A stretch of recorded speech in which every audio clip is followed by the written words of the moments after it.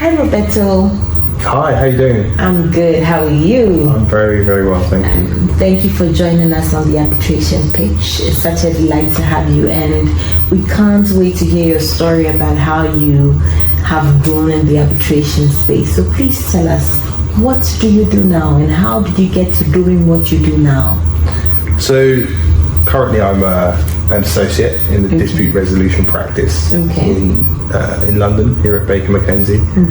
And my practice is actually split between international arbitration and general commercial litigation. But the bulk of the work that I've done has been investment treaty disputes. And kind of my journey to getting here is a little bit different, I'd probably say, to some of the others. I went and studied law in the normal type of way, but the first thing I did when I came out of law school is that I went and did the bar course to be a barrister. And I enjoyed that immensely. I had a great time doing it.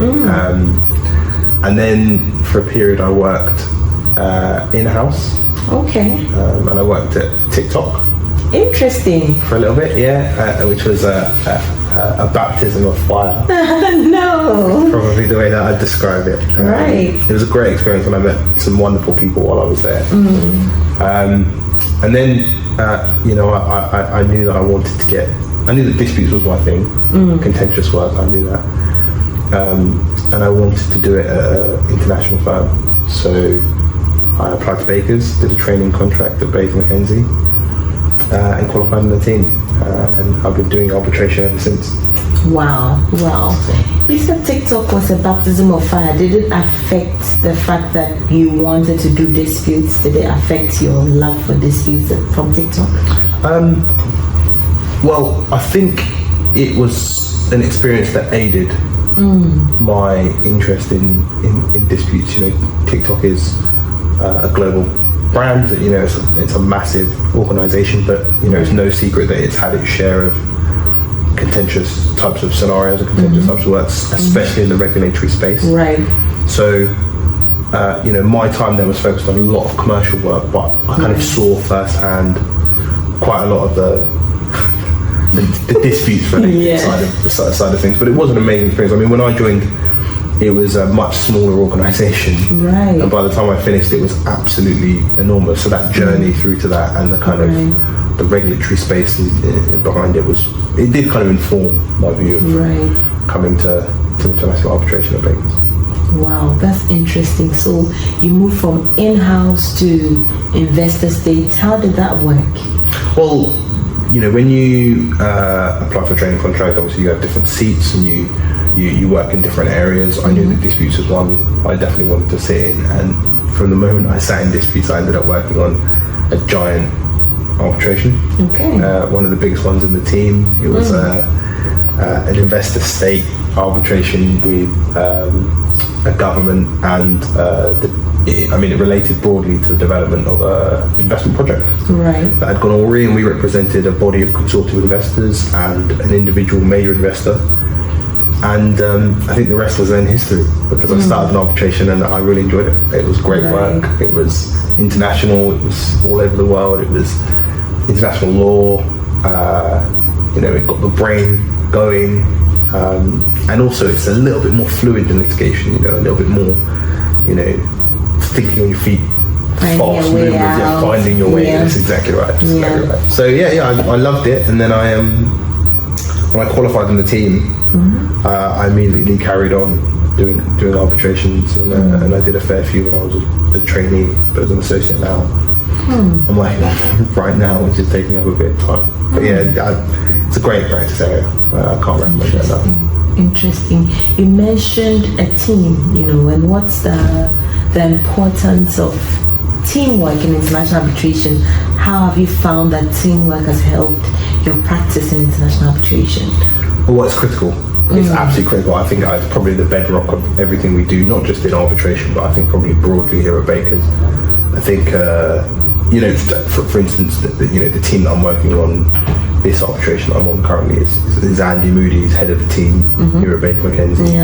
And then there's Judith and a colleague of mine who's called Yannick, and the four of us work as this kind of unit at the same time, trying to make sure that we're all looking in the same direction and moving in the same direction in terms of every strategic move that we're trying to make sure that we get the best result for our client. But just engaging with each other on a regular basis, and with the client, and with the other side, and with the Arbitral Institute, is critical. And, it's critical to be tightly knit and to understand where everyone's at and what they're doing. Of course. So commercial arbitration disputes are also extremely interesting. Obviously, we're doing them on the international level, but there's a lot happening in the arbitration space at the minute. There's a new arbitration bill going through Parliament right now, and that's going to have some really interesting impacts on how we deal with our clients, how we advise our clients. One of the key things in that bill is a new codified summary disposal of claims. So in an ordinary litigation, you have summary judgment, and then you have a new similar concept in arbitration, which is really interesting. And there's a lot of quite interesting details around how that bill might end up working. But the goal is to make the London that centre of arbitration on the global stage. So I think there's a lot of energy related arbitration going on. Climate change is a really big issue, and people are using things like the Energy Charter Treaty, the ECT, to enforce their rights. And I think we're going to keep seeing that in the years to come. But there's so much. Arbitration is massive, right? Obviously, but there really is so much great work and really interesting concepts to get involved in.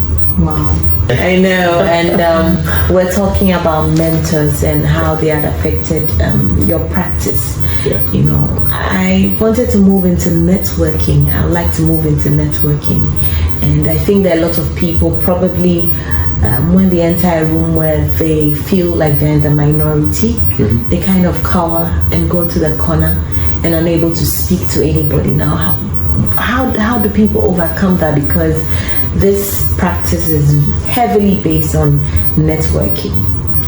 I think you're raising a relevant point, and it is something that I think as practitioners we have to address. There are two things I think I'd say about it. One of them is that, and it sounds a bit simple, but to tell yourself to be brave. Be brave about your practice, and sometimes that can be really challenging, and you're not always going to kind of get it right. I mean, I definitely don't always get it right, but I think there's a tendency to try to make yourself smaller, especially when you're from a background maybe that isn't the most, isn't the majority in the room, for example, or you don't come from a socioeconomic background that's typical for these types of environments. But you have to fight yourself in doing that, and be brave is the best way to go about it. When you come into these kind of rooms, and there's the attorney general for this place, or maybe a senior person here, a partner here, go and talk to that person. They're a human being the same way that you are. They have a professional background the same way that you do, and you bring something valuable to the table, and I try to remind myself of that every single time I'm in these type of scenarios, because quite often very senior people can be a bit cautious and nervous of other very senior people as well. So go there, be brave, and go for it. And the second thing is find senior people that you can talk to about something that's not professional. And the reason why I say that is because it just helps you in building for me a familiarity about someone who's really senior. So I've got there's lots of partners in the team, and just finding yourself where you just talk to a partner maybe about their weekends, their children, their families, who they are as people. That helps you when you're in a professional environment and you want to network. To talk actually connect with people properly. Exactly. That's exactly right. So that's what I'd say. Because I realize now people just grab a stack of cards, go to them, say, hi, I'm this, here's my card, here's my card, and they might not keep in touch, you don't remember much about the person, and you're wondering how that is proper networking. But with what you're saying, connecting, that's very, very key. That's very key. And I was about to ask you, and you've answered already, about some of the things you can discuss with these important people, because sometimes you're thinking, okay, something great is happening in their country. There's a bill, there's a new law, there's a big case, and probably you're thinking, well, I don't know the facts of that case, so how am I going to speak about that? But you mentioned connecting. Is there anything else apart from, their weekend that you could talk about? Be prepared. And make sure that, especially when you're junior, I always think to myself, I should be the most prepared person here. I'm trying to build my career, I'm trying to develop a great reputation more than anything else. Right. Be prepared. Before you go come to these events, if you know that there's some people going, go and look at their backgrounds, go and look at what they worked on, go and look at the types of arbitration maybe that they've done. And even if you don't know everything that they've done, at least have a good idea of the types of work that they do. And then when you match that preparation with recognizing that your professional opinion matters as well, you can just talk to them about your views and see what kind of comments they have about your views about a substantially legal area.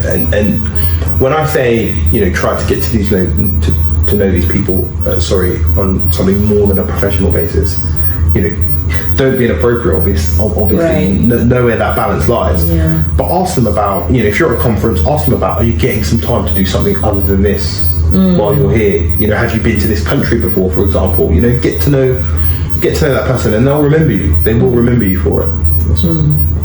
That's interesting. That's really interesting. And I know you have a Nigerian background.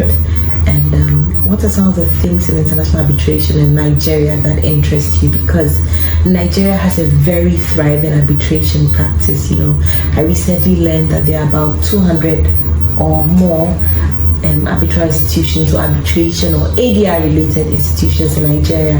And I'm just thinking, what are some of the things you can do to ensure that Nigerian practice grows? Wherever we find ourselves, we are still Africans, so we need to contribute to that as well. That's exactly right. We are all Africans, and the thing about Nigerian arbitration is that Nigeria, firstly, in terms of its legal practice, has one of the most substantive and well built out practices in Africa. It is a pretty good hub for. I like what you're saying, but because I'm from Ghana, I can't really agree. So I'll just take it as, I'm interviewing you, so I have to be respectful. But hey, Ghana is also, standing tall. You go ahead. I'm not suggesting we're the best. I just think we have a good, there's a lot of substance there. Nigerians always bringing about the Jollof wars and Onaya going into legal framework. Really, Roberto? Let's go ahead. Ghana also has a fantastic. Absolutely, thank you very much. That's absolutely right. They very much do. Yeah. And I think the trick is, I think the challenge is matching up the great legal practitioners, the body of brilliant legal minds, and their abilities to service clients with the broader international market and the broader international world. Because what I would love to see personally is that those many great lawyers and great firms that are in places like West Africa and South Africa and I'd like to see those do more of the international big body work, the stuff that the Baker McKenzie's get and other types of international law firms, and that's why I think that as much connection that we can possibly get with the best of those types of firms is a good thing for us, because we build out our practice in these areas, and it's a good thing for those firms because they get much more of not just the African work, the international work. Right. What are some practical ways that these firms can connect? Because sometimes you see some of the bigger firms in London, or some of the firms in London as beyond your reach, or doing things that probably they might not always involve African counsel. So how can that connection be established in your view, your personal view?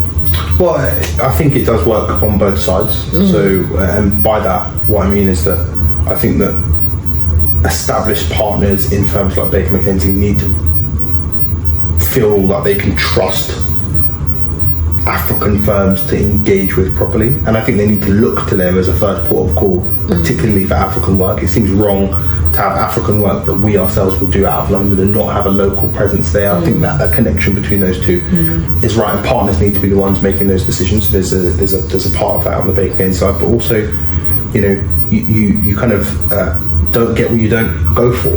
You don't get what you don't ask for, and you need to be forthright about doing that. So, you know, the best of African firms right across Africa need to be getting themselves in front of these types of people as regularly and as competently as I think they can. And when they get in front of these types of partners, I think they need to really nail it. It's probably the easiest way to put it, because if you meet someone at a conference and you're a senior person at an African firm, and you have that kind of conversation, you have a meeting after, and you have a meeting after, and you follow up, and you do something small first, you do that very well, you build a relationship.